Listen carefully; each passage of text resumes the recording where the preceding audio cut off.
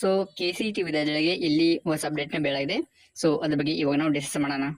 But ಟಾಪಿಕ್ನ discuss ಮಾಡೋಕ್ಕಿಂತ ಮುಂಚೆ ಯಾರು ನಮ್ಮ ಚಾನಲ್ಗೆ ಫಸ್ಟ್ ಟೈಮ್ ವಿಸಿಟ್ ಮಾಡಿದ್ರೆ ಅಥವಾ ಸಬ್ಸ್ಕ್ರೈಬ್ ಮಾಡ್ಕೊಂಡಿಲ್ಲ ಅಂತ ಹೇಳಿದ್ರೆ ದಯವಿಟ್ಟು ಇವಾಗ ಸಬ್ಸ್ಕ್ರೈಬ್ ಮಾಡ್ಕೊಳ್ಳಿ.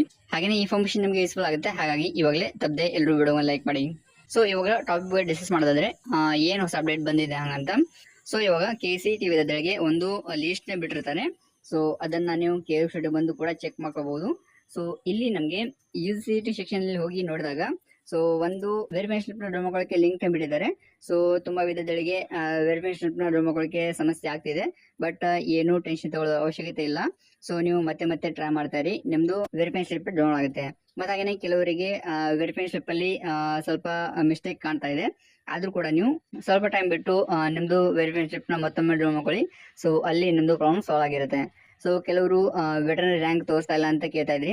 ಸೊ ಅಂತ ಯಾರಾದ್ರೂ ವಿದ್ಯಾರ್ಥಿಗಳು ಇದ್ರೆ ಸೊ ನೀವು ಸ್ವಲ್ಪ ಟೈಮ್ ಬಿಟ್ಟು ಮತ್ತೊಮ್ಮೆ ವೆರಿಫಿಕೇಶನ್ ಸ್ಲಿಪ್ ನ ಡೌನ್ಲೋಡ್ ಮಾಡ್ಕೊಳ್ಳಿ. ಸೊ ಅಲ್ಲಿ ನಿಮ್ದು ಪ್ರಾಬ್ಲಮ್ ಆಲ್ಮೋಸ್ಟ್ ಸಾಲ್ವ್ ಆಗಿರುತ್ತೆ. ಅದಂತರ ನೆಕ್ಸ್ಟ್ ಬಂದ್ಬಿಟ್ಟು ಇಲ್ಲಿ ನಮಗೆ ಸೆಕೆಂಡ್ ಲಿಂಕ್ ಒಂದು ಬಿಟ್ಟಿದ್ದಾರೆ. ಸೊ ಏನಂತ ಹೇಳಿದ್ರೆ KCET 2024 previous year seat allotment candidate list ಹಂಗಂತ. ಅಂದ್ರೆ ನಮಗೆ ಇಷ್ಟೇ ಇನ್ಫಾರ್ಮೇಶನ್ ಕೊಟ್ಟಿರ್ತಾರೆ, ಬಟ್ ಎಕ್ಸಾಕ್ಟ್ಲಿ ಮತ್ತೆ ಡೀಟೇಲ್ ಆಗಿ ಇನ್ಫಾರ್ಮೇಶನ್ ಕೊಟ್ಟಿಲ್ಲ. ಸೊ ಈ ಒಂದು ಲಿಸ್ಟ್ ಯಾರಿಗಿದೆ ಮತ್ತೆ ಯಾರು ಇದನ್ನ ಚೆಕ್ ಮಾಡ್ಕೊಳ್ಳೋದು ಅವಶ್ಯಕತೆ ಇದೆ ಹಂಗಂತ. ಸೊ ಡೀಟೇಲ್ ಆಗಿ ಕೇಳಿದವರು ಹೇಳಿಲ್ಲ, ಬಟ್ ನಾನು ನಿಮ್ಗೆ ಹೇಳ್ತೀನಿ ಈ ಒಂದು ಲಿಸ್ಟ್ ಯಾರಿಗಿದೆ ಮತ್ತೆ ಇದ್ರದ್ದು ಯೂಸ್ ಏನಿದೆ ಹಂಗಂತ. ಸೊ ಈ ಲಿಸ್ಟ್ ಇರೋದು ಎಲ್ಲ KCET ಕ್ಯಾಂಡಿಡೇಟ್ಗೆ ಅಪ್ಲೈ ಆಗಲ್ಲ. ಅಂದ್ರೆ ಯಾರು ಫ್ರೆಶರ್ ಇರ್ತಾರೆ, ಈ ವರ್ಷ ಯಾರು KCET ಗೋಸ್ಕರ ಅಪ್ಲೈ ಮಾಡಿರ್ತಾರೆ ಅವರಿಗೆ ಯೂಸ್ ಆಗಲ್ಲ. ಬಟ್ ಯಾರಾದ್ರೂ ಕ್ಯಾಂಡಿಡೇಟ್ ರಿಪೀಟರ್ಸ್ ಇದ್ರೆ ಅವರಿಗೆ ಈ ಒಂದು ಲಿಸ್ಟ್ ಯೂಸ್ ಆಗುತ್ತೆ.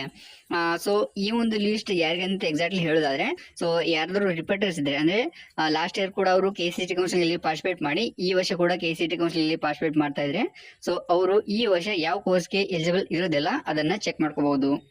ಅಂದ್ರೆ ಇವಾಗ ಯಾವ ಕೋರ್ಸ್ ಅಲ್ಲಿ ನಾಟ್ ಎಲಿಜಿಬಲ್ ಅಂತ ಬಂದಿದೆ, ಸೊ ಆ ಒಂದು ಕೋರ್ಸ್ ನ ಬಿಟ್ಟು ನೀವು ಬೇರೆ ಕೋರ್ಸ್ ಆಪ್ಷನ್ ಎಂಟ್ರಿ ಮಾಡಬಹುದು, ಮತ್ತೆ ಬೇರೆ ಕೋರ್ಸ್ ಅಲ್ಲಿ ಅಡ್ಮಿಷನ್ ನ ತಗೋಬಹುದು.